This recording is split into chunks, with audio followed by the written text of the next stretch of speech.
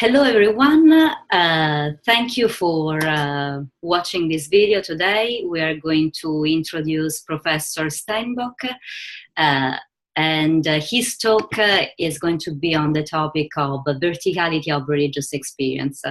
Another video will be dedicated to questions and answers since we received plenty of questions, and we'll be hosting another seminars entirely devoted to the questions for Professor Steinbock. So now the floor is all yours, and thank you for joining for this. Well, thank you very much for having me and for organizing this, Susie. So yes, the topic of my presentation will be on phenomenology of religious experience and verticality.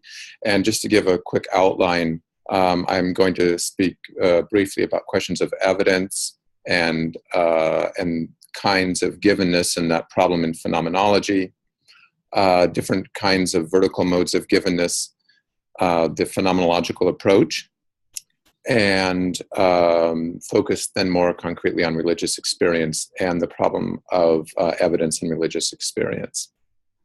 Then I'll say maybe a few words about how that leads into it sketches basically my general project, but and so we can maybe just say a few words about that toward the end. Absolutely. Okay, great. So first of all, the question of evidence. What motivates at least my work on religious experience and the other works that I'm engaged in is a question of evidence, and that means and experience. Are there kinds of experiences, human experiences, that we need to take account of philosophically, primarily, and how can we do that? And are the types of evidence that we look for the same that we find in kinds of experiences that we're used to for the most part? So that, at least, I think, is one of the pressing concerns for us today, at least philosophically, whether we belong to the Kantian model and even in some ways a Derridian model of the question of religion or religious experience, or maybe even Levinas in a different register, or can we treat this other mode of human experience, the religious dimension, in a philosophical way? So the first thing to recognize, I think, are that there are different kinds of givenness, and then it's a question of different kinds of evidence in that givenness, different kinds of experience. So one of the ways I think that we are most used to, at least within phenomenology, and I'll say more about that later, is what I call presentation. Presentation is a mode of givenness that is peculiar to sensible objects and also eidetic objects.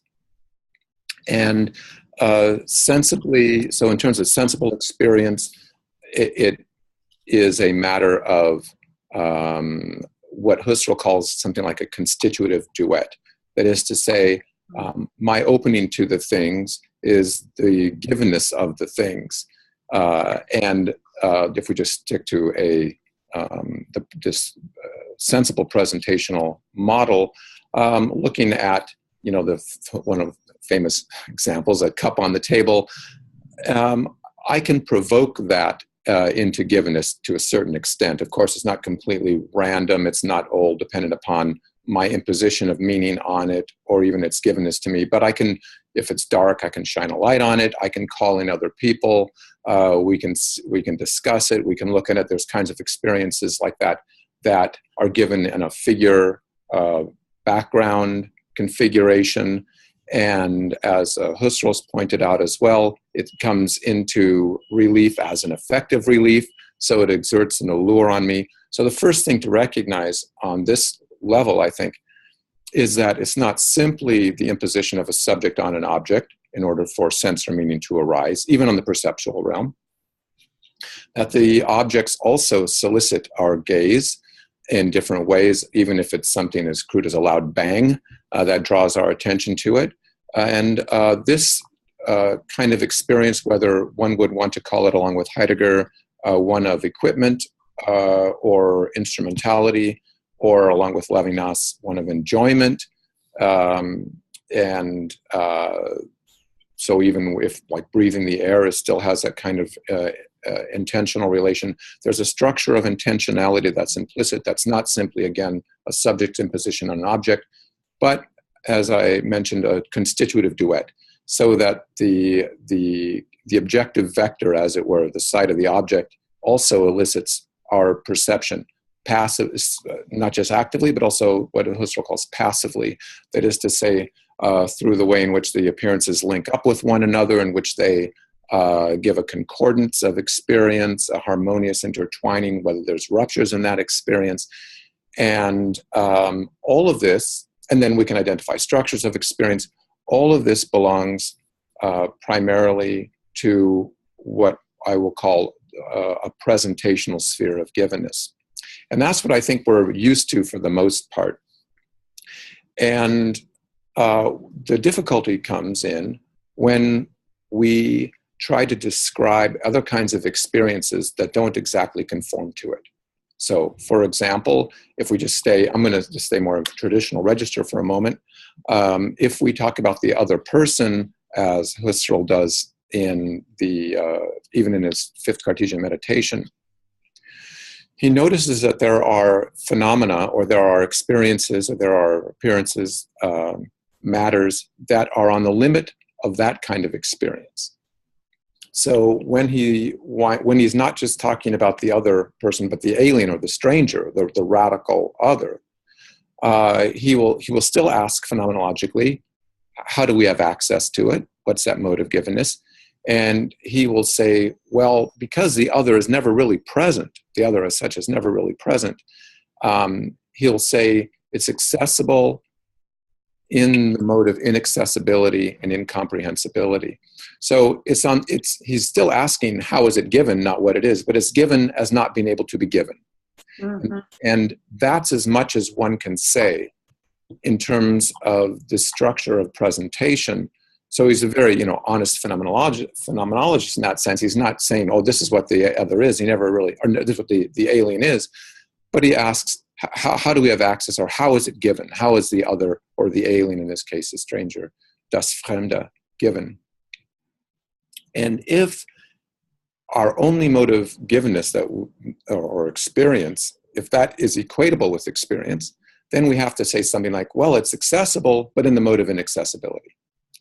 And we find this in Levinas as well, in Totality and Infinity, namely, the other, l'autrui, the kind of radical sense of other, is not in a relation, or is not in a kind of relation, and it's not experienceable. It's not experienced, because all of these things are associated. Correlation, experience, what he calls disclosure, all of these tend to be simply one mode. And if that's the case, then the other cannot be given. But then he says, well, the noesis noema structure of intentionality doesn't exhaust intentionality. He says this multiple times throughout. And then he resorts to other expressions. Well, the other is not given in disclosure, not experienceable. On the other hand, he says it's absolute experience, or given in the mode of revelation.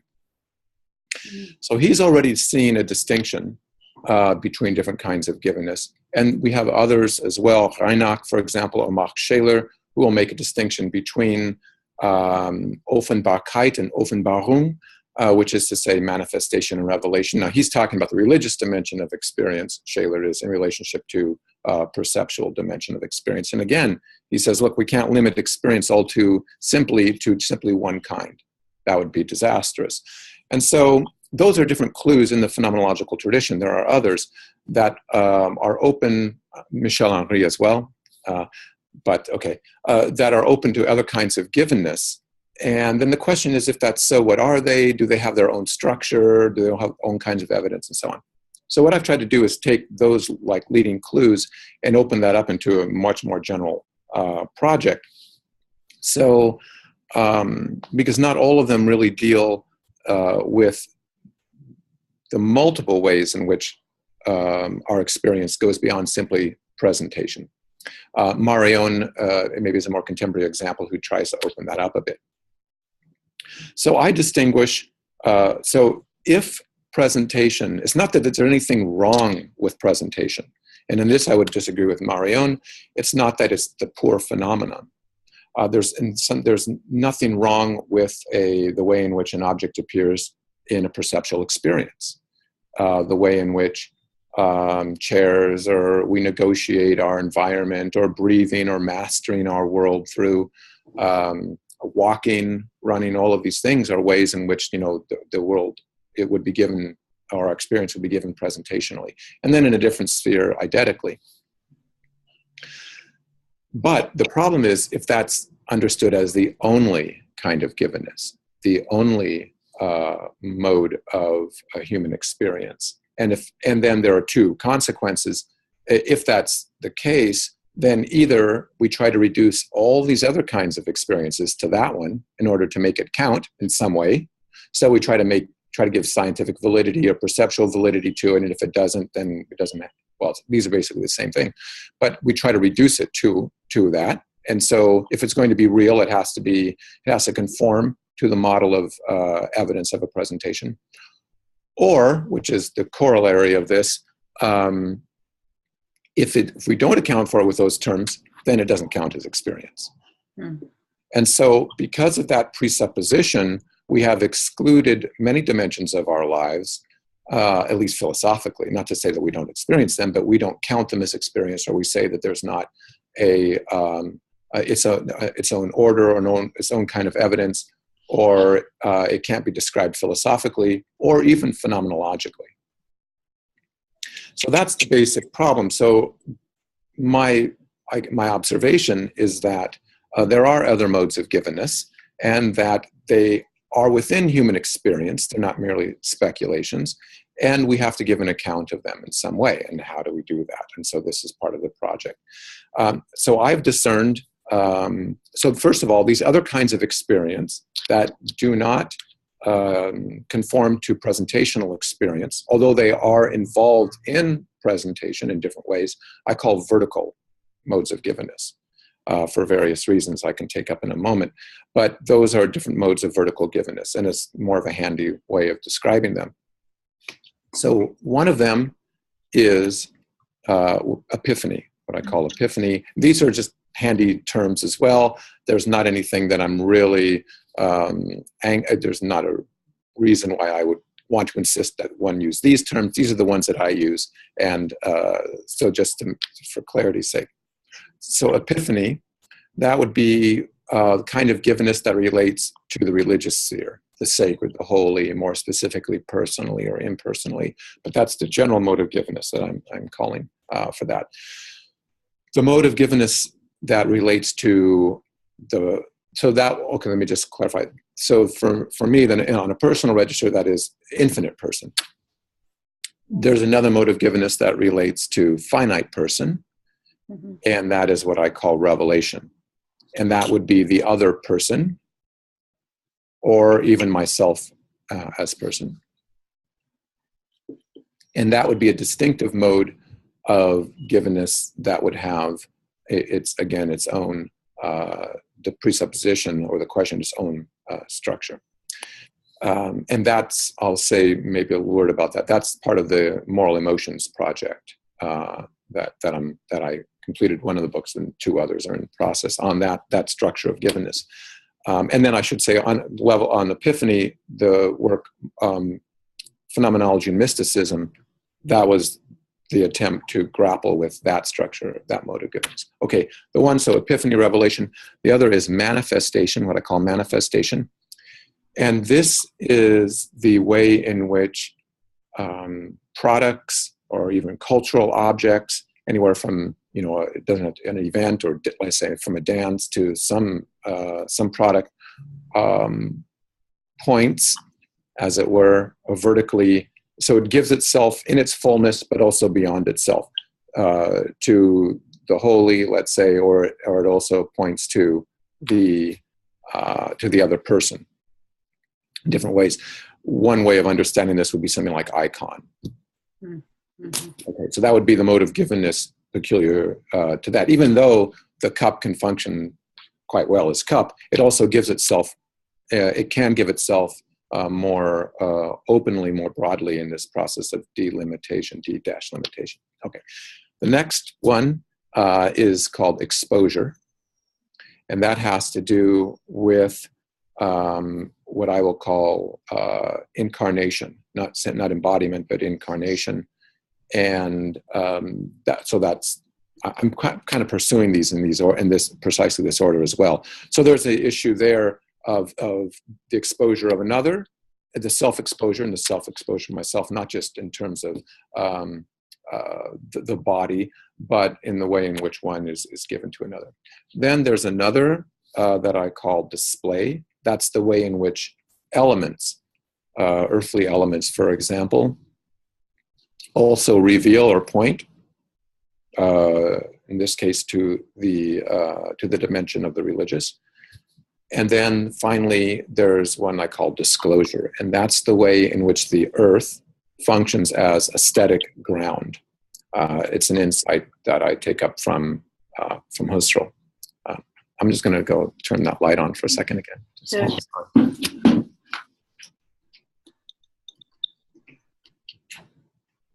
Okay. So those are the different kinds of givenness that I'm looking at, and the possible reversals of that kind of givenness. So in the religious sphere, there's a religious idolatry. There's also in the ethical or moral sphere a kind of objectification that would be peculiar to that, all the way down through a kind of aesthetic. Well, in terms of objects of fetishism, and in terms of even the earth, what I call aesthetic pride. But so those are all different structures of givenness that I'm looking at. And the key point is that each of these modes of givenness cannot be adjudicated outside of that level of experience.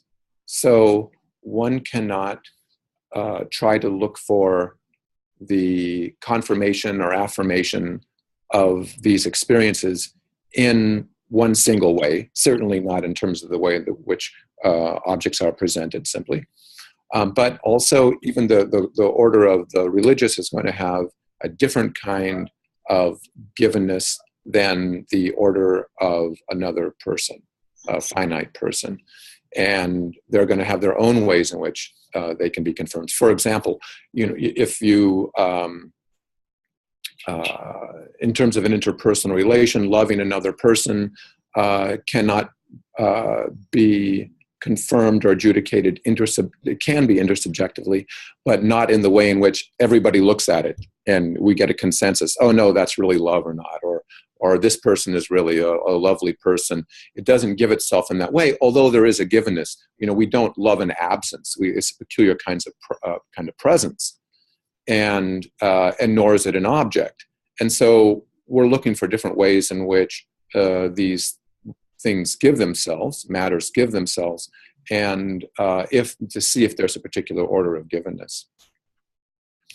Now, I call I call these other kinds of givenness vertical modes of givenness because the term suggests to me that it's a kind of experience that's not completely in our control, or not in our control, something that we are not able to predict. Like I can't predict another person. I mean, you can try to predict activities, or like, if you do polling or something like this in an election, which always isn't successful.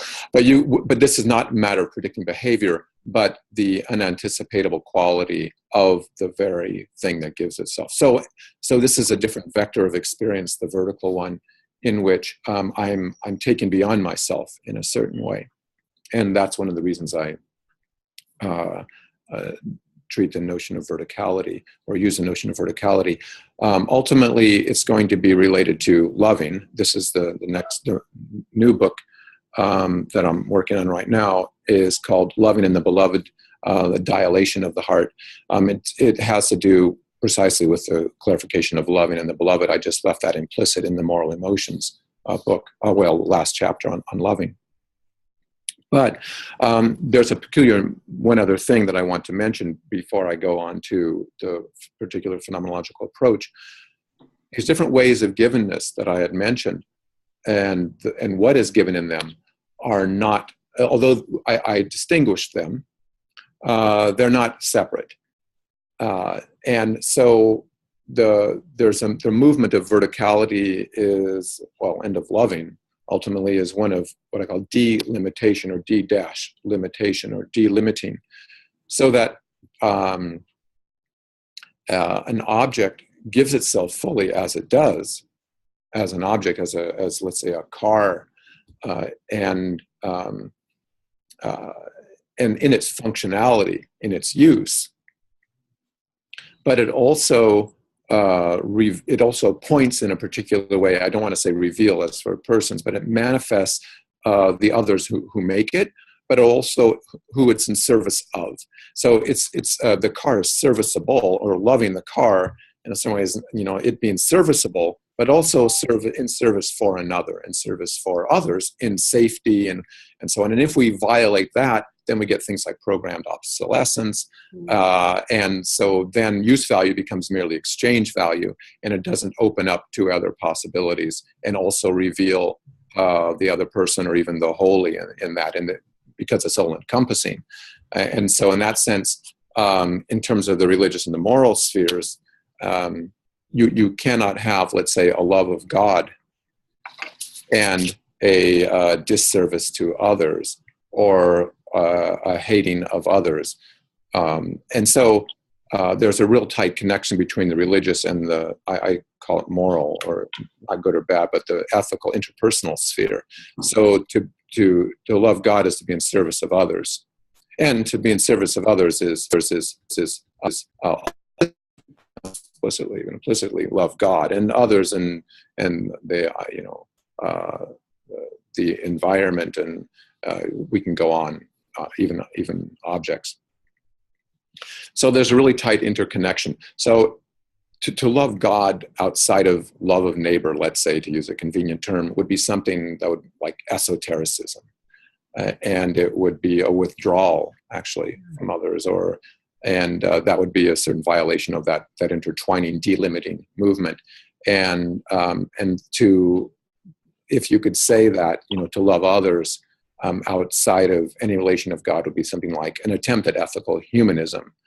It doesn't mean it has to be acknowledged explicitly. Any love of that is implicitly the love of all, because it's all encompassing. It has to do with the nature of loving. Okay. All right. So having said that, so you can't at the same time love God and despise creation or something like that. Okay. So, all right. So why a phenomenological approach and as a philosophical approach?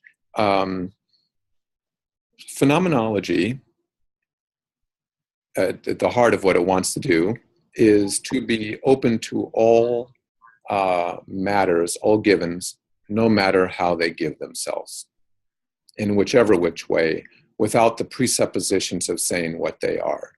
So in principle, phenomenology would be a way of being open to all kinds of otherness in the unique way in which they give themselves, without the presuppositions of how they should give themselves.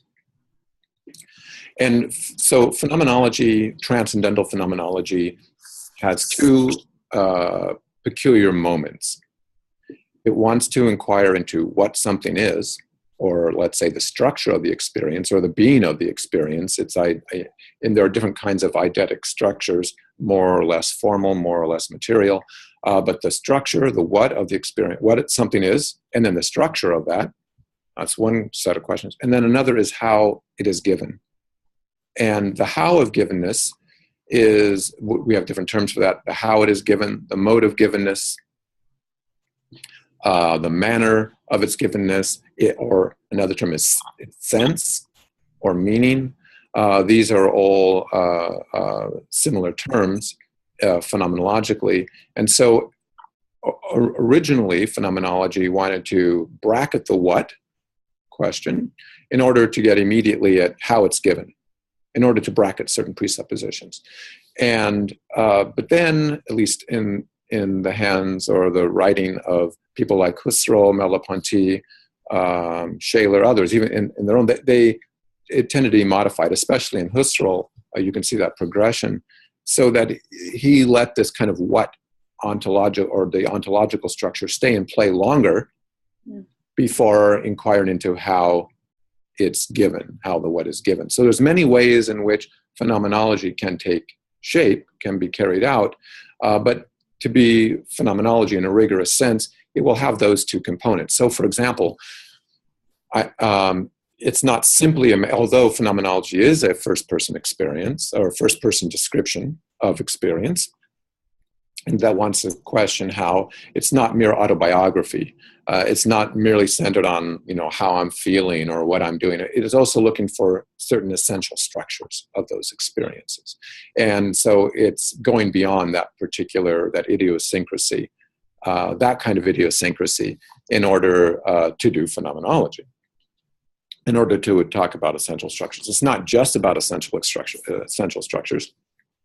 But it's looking at how what we take for granted, the human being, how the object that the human being experiences, all of those things, how they're given so that they're not taken for granted, and they're viewed now in terms of their powers and limits of meaning givenness. And so phenomenology is in a particularly interesting position to handle something like religious experience, because it wants to describe, in principle, how something is given, no matter how it is given, and no matter how much it doesn't conform, or how much it does or doesn't conform to our usual ways of experiencing things.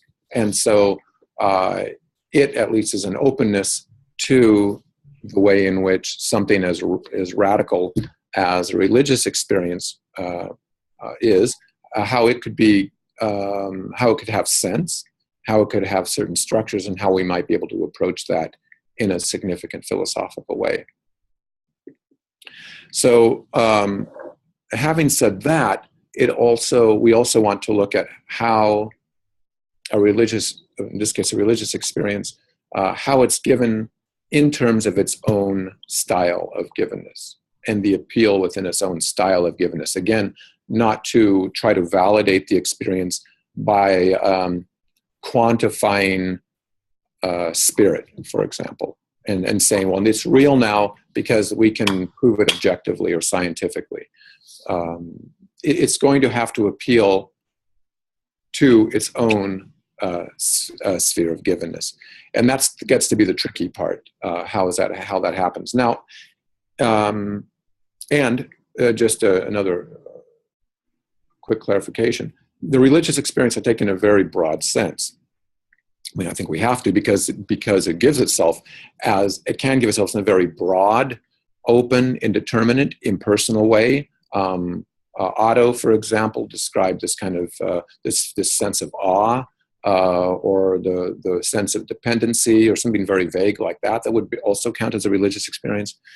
And even though it's indeterminate and perhaps impersonal, to the personal dimension, and that would be, or strictly speaking, interpersonal dimension of experience. So it covers all of that. What I wanted to do was to inquire into the meaning of religious experience by looking at a very specific example of it, and in some ways as exemplary of the religious, for purposes of clarity. And so I looked to the mystics of the Abrahamic tradition, or who we call the mystics of the Abrahamic traditions. And so I took St. Teresa of Avila from the Christian tradition, and Ruzbahan Bagli from the Islamic tradition, and Rabbi Dov Ber from the Jewish Chabad tradition, and looked at all of their descriptions of their experiences and tried to see if there, first of all, was any evaluation of those experiences within their own experiences, and to see if there's any cross-cultural similarities. And so there were, different gender, different tradition, in part different tradition, different time periods. Now, they do all belong to a particular tradition, what I call what one would call the Abrahamic tradition. Mm-hmm. So it's an interpersonal tradition. And so I'm not saying, for example, that the structures that we find are universal in the sense that they would apply to a Zen Buddhist, because they don't. And for various reasons, it's not the same interpersonal spirituality. But within this dimension of generativity of the religious experience, which is an Abrahamic one, which does qualify as religious experience, we can find particular structures that are described in completely unique ways to each person, but exhibit a kind of, at least a certain formal characteristics. And it was interesting because these particular people were not, although some of them write as if they're phenomenologists. They weren't doing it to write a book, and they weren't doing this because they were investigating it philosophically. In the case of all of these, at least, they were concerned about how others might follow their path and be attentive to what they're experiencing. And one of the important qualifications, like in the sphere of presentation, we could say that one could provoke an appearance.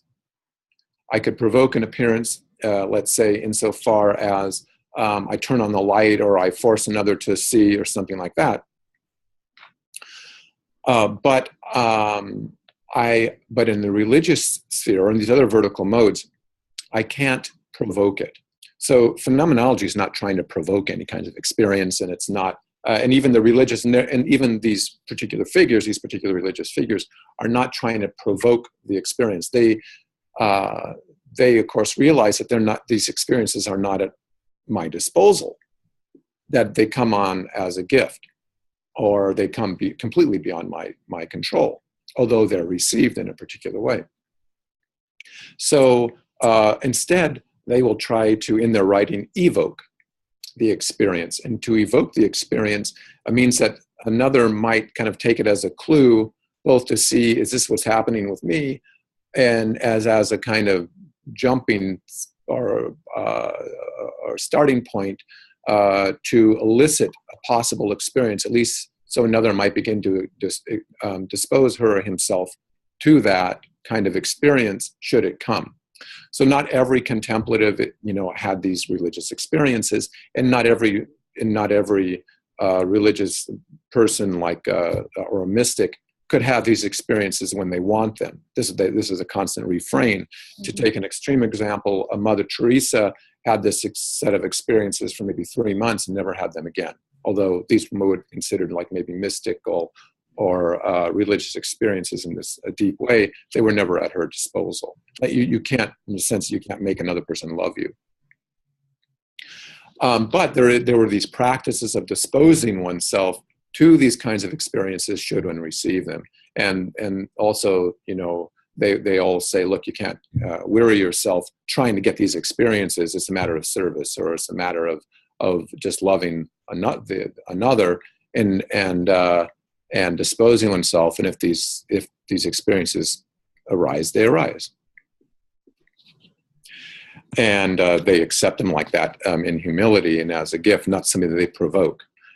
So in these descriptions that we read, they tend to be very, they use imagery. And a lot, because this is the best way for them, not because it's a deficient philosophical language. It's the best way to remain evocative without trying to depict something or without trying to provoke. So their language itself adjusts to these experiences. And as well, it points out that these experiences often come before there's a concept available to clarify them, because these new dimensions or new stages of experience that they reach, or new heights or new intensities, don't have any previous background to them. So they have to invent the language. So they don't approach it with a preconceived concept. They always are thrown off guard, and they wind up in imagery. If you look at the Rusbahan Bagli's descriptions, that's full of imagery. And it's understood that these imageries that the imagery only makes sense within the sphere of religious experience itself. Mm-hmm.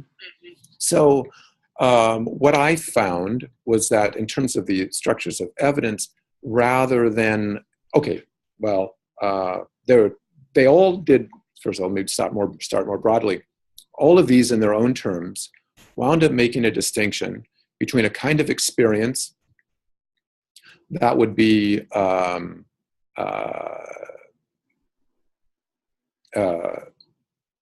something in relation to which I have I take part as if I could do certain things and most likely get this religious experience. It's very difficult to clarify because after at other deeper stages, they'll say, no, this was a gift too. But they're more or less correlative to, but not in the way of presentation, but they have a particular quality that through contemplation, through active mental exercises, through good deeds, through all of these things, one may get a sense of calm. Okay. It's not necessarily something I do, but it's related more so to my activities. And so for Bagli, although the terminology changes between different Sufis, this is called a stage or a state rather than a station. And the station is related in St. Teresa to infused prayer, which she calls infused prayer, and that's related to the divine soul, that level of experience, to Bagli. So they all have this distinction to things that there's a lot that we can do, but then there's another dimension of experiences that simply have no relation to, well, I won't say no relation, but they come as a pure gift or great, completely unanticipatable in any case. Even though they realized that the earlier ones were that way too, it seemed like there were more or less some kind of a correlation. All of them describe those different kinds of dimensions of experience very broadly. And even though they might have different terms for them, and as a matter of fact, a lot of them invent different terms for them, and there's not a clear distinction all the way in the tradition, in these different traditions, as far as I could find. But then they would want to know, well, okay, so I'm having this experience. Is this a self-deception? In certain Teresa of Avila, for example, is this the devil?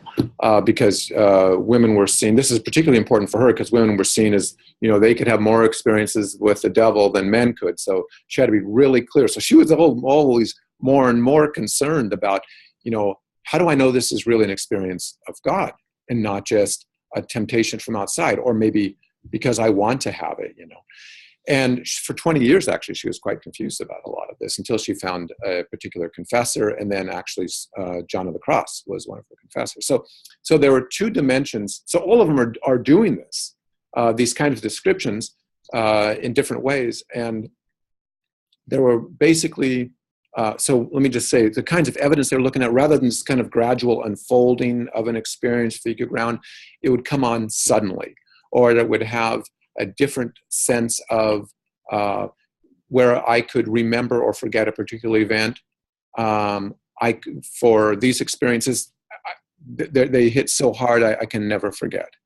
They impact differently. They come on again with a suddenness, with an absoluteness. There's all sorts of different qualities that they all tend to describe that are similar to this. I don't know if inverted intentionality works, but it's certainly not a correlation. It's not something that I provoke and then that gives itself. It comes to me in a particular way with a particular force or a particular invitational force. And in these different experiences, no matter the depth or the shallowness of that particular grace, as they call it, they would still have that kind of structure. And so, as they say, just a flame is still a flame, although one may burn more intensely than another. And so they try to look at the differences of those levels of experience. Even if they've never experienced it before, it would be identified in this way. But okay, how? They would look for how these experiences could be tested.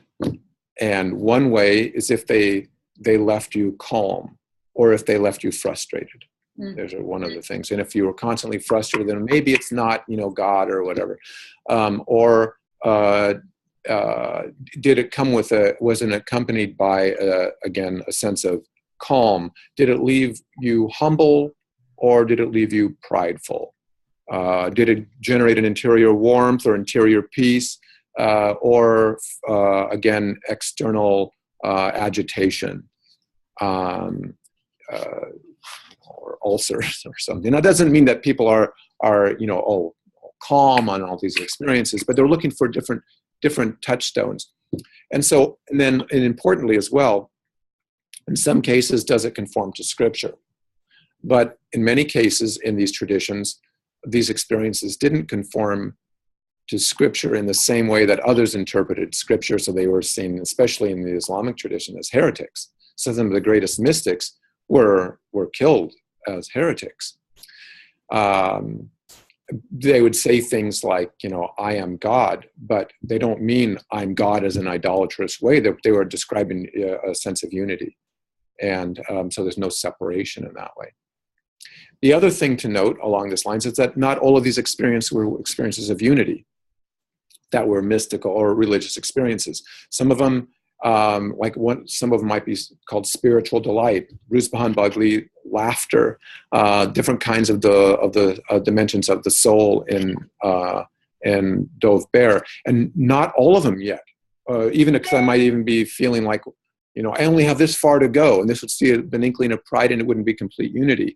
And in the Islamic tradition, you have different phases of that: a kind of unity, the annihilation of self, and then a given back to oneself in terms of the subsistence in relation to God. So one doesn't even lose the individuality in that sense, but it's united in a different way. So the point here is that there are many, many modes of experience that we would call mystical experiences or deeper religious experiences, but they were not unity. So it was not reducible simply to so-called mystical union, whatever that is. And it's even a question if one would completely lose oneself in the mystical experience in terms of these. They still remember them. They still question, and they still raise the question, am I being deceived, and so on. So those are different hints that you don't have that same kind of identification. In any case, they would look for do the virtues multiply? Do they continue to be played out in service of another? And if so, then that was probably an experience. If not, then maybe not. But then so that's like an historical efficacy of these experiences. They would look for some kind of ratification. But then there was an intersubjective one as well, and that has to do with a confessor or master or teacher. Mm-hmm. And they would always, in an attitude of humility, say, this is what I've been experiencing. Is it that kind of experience or not? Now, this has a certain hermeneutic dimension to it, because you have to presuppose that your confessor or master is at least at that level of experience, so they can confirm it, and whether they understand that same kind of experience. So the same tradition is important in that regard. So they have the same vocabulary, same kind of tradition. But in some cases, you would have experiences of these people that would be beyond what the confessor or the master would have. And so you don't know then whether this is real experience they're having or if it's some problematic. I mean, in more simple cases, you have, again, Teresa of Avila, one of her novices came to her and said, I'm having these experiences of God and everything like this. And she said, kind of talked to her for a while and said, you haven't been eating, really. You're just starving. Go eat. Don't worry about the experience. And, quit fasting and like that. So they were able to detect in certain ways, at least from that much more advanced level of experience, whether these were, but it still becomes a mystery. And then, are these psychopathological experiences or not? These are, important questions. They didn't really have the language of psychopathology, but, maybe it was the devil, or maybe it was self-deception, or who knows what. But what's interesting to me is that they would at least pose those questions of themselves. So they were at least cognitive of the dangers of it, and that they would be able to distinguish certain experiences anyway as self-deceptive or hallucinatory, or I don't know about the psychopathological. But I think it's an open question whether certain experiences begin as religious experiences that become psychopathological. I don't think we can rule that out. Or certain psychopathological experiences might start off in that way that become that might lead to a genuine religious experience. I don't know, but not all of them just remain in this kind of same linear, continuous fashion. And you have all sorts of examples in these different traditions of these experiences going awry. If one's not careful. In the Jewish tradition, you have in the Talmud, there's this famous example of like 4 great rabbis go into, or they try to enter the Garden of Paradise.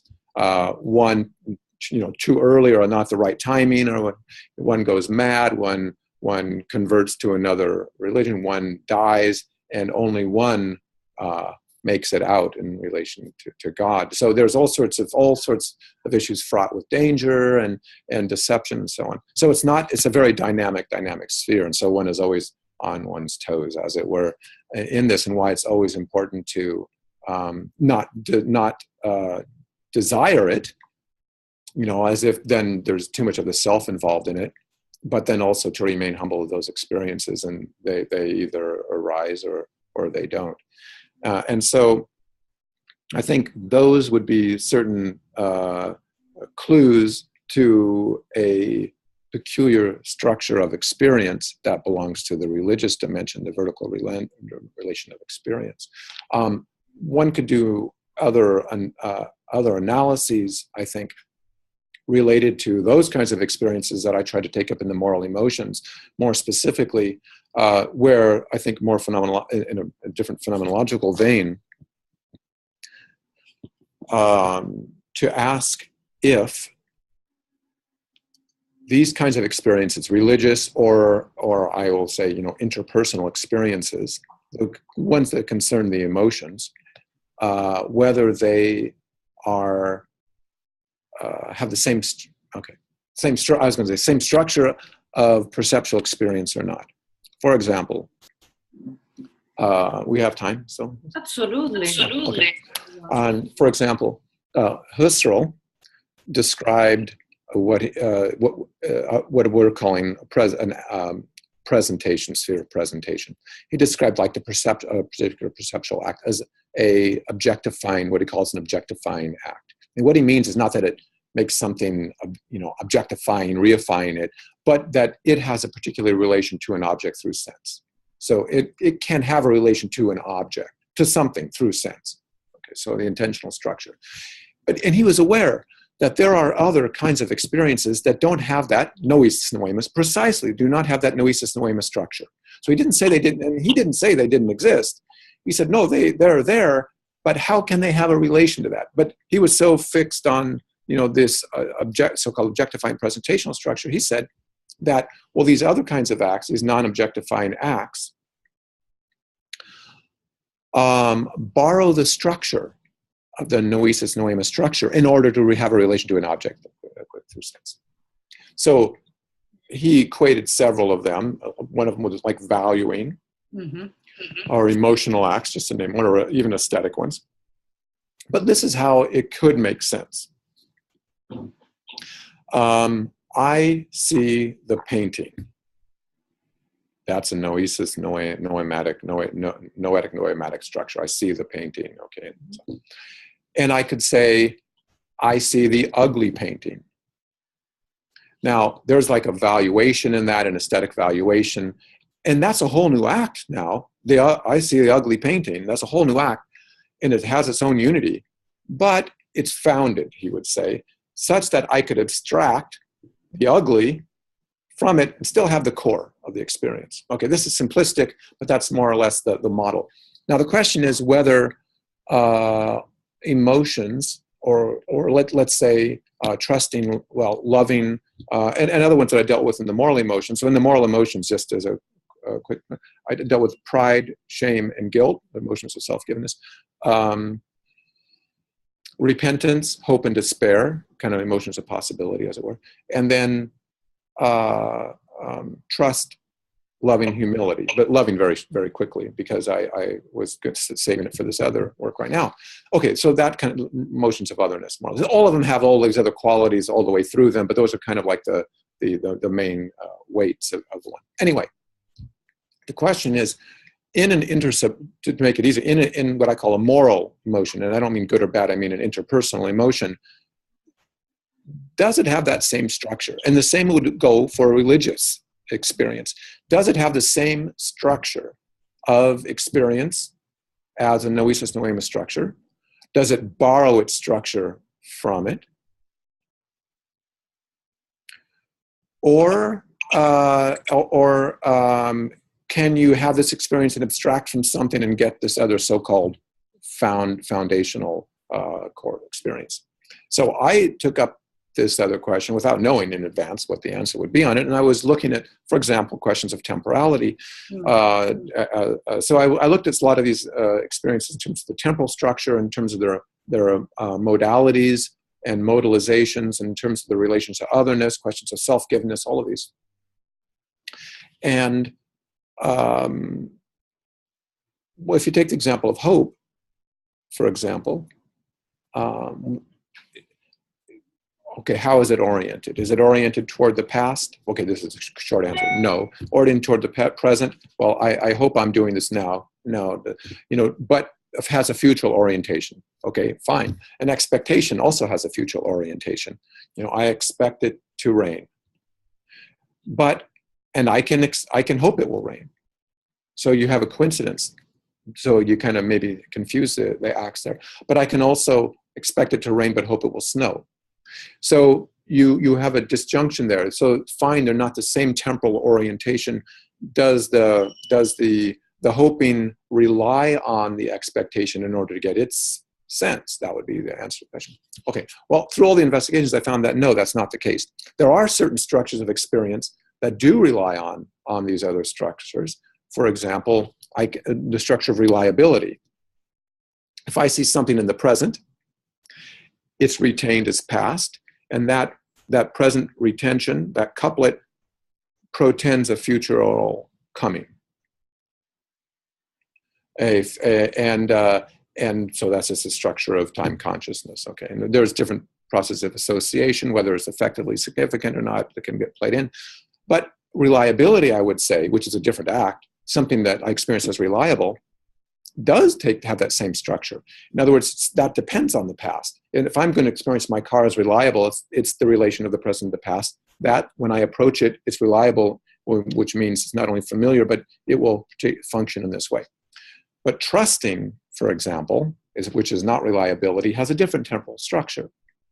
Mm-hmm. So I can trust someone I've never seen before, without having had any past experience of this person. Now you might say, well, the context might be familiar and so on. Fine. But I can also trust that same person. Let's say they betrayed me over and over and over. I can still trust that person in a new creative act toward it. So it's oriented toward the future in the way that doesn't work in the same way of time consciousness. Now, we could find similar examples in pride and shame, in guilt, and in loving. As well, similar structures. That is to say, they have a particular temporal meaning in a different orientation. Repentance, for example, its temporal orientation is toward the past, but its temporal meaning is toward the future.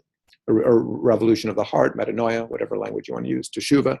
All of this has these different meanings. So, okay, those are just very slight examples. All this is to say that they have an intentional structure, and they're a mode of cognition in the order of the heart, but they don't follow the noesis noemus structure in the same way, nor are they built upon it, nor can you abstract from a trusting and get reliability. There's some element in it, because there's a whole relation of vulnerability, let's say, in trust, which is not reducible to naivete. I might want to rule out my naivete in relation to another, but then it's not even a matter of trusting. I can never rule out enough mistrust or distrust to get to trusting is a creative act, certainly. So it doesn't work in the same way as gullibility in relation to intelligence or naivete would be. So these have their different structures, and we can seek those structures. My point in mentioning that is that's maybe a more precise way of saying that in the religious sphere as well, we have different temporalities and different orientations that is not like I am an I in relationship to an object God.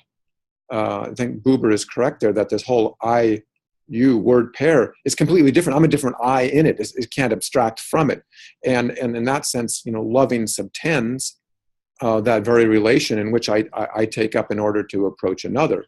And this is already the context in which this movement functions. Vertically, I'm already taken up before I could even before I could get a grasp on it in that same way, like I could grasp an object. So what we would find in terms of modalizations or modalities in the religious sphere, I would say as well, would be that they can't be the same modalities. I didn't address that in phenomenology and mysticism, although I'm doing that now in a different way. But they don't have the same modalities: necessity, contingency, possibility, impossibility, like we would find in the perceptual realm, or contingency, or motivation, and kinesthetically. But you would have, in relationship to another, or in relationship to the holy, perhaps something like what Husserl calls an absolute ought. So it's not duty, and it's not, and he distinguishes it from duty, and it's not necessity, and it's not, I'm not compelled, even if I find it compelling. So we need new vocabulary to discuss and to describe these modes of givenness and the peculiar kinds of evidence in them without reducing them or to, let's say, presentation, or without dismissing them because they don't have that same kind of logic, as it were. So that's basically the outline of the question, in broad strokes, or of the question of evidence, and then the specific example of religious experience and these modes of verticality in it. Thank you so much. This is incredibly precious. And I think that during your talk, you already touched some of the points that we are going to discuss in our next lecture, because some of the questions arrived pertain to the actuality of the religious experience. Why are we talking about verticality rather than horizontality? What kind of evidence is connected to religious experience? Mysticism and psychologism, what kind of relationship there might be. So these are some of the questions we are going to discuss for our next seminar. And you already touched upon some of them. So I'd really like to thank you on behalf of the whole community, and look forward to talking to you again. Great, thank you. Look forward to. Okay, thanks.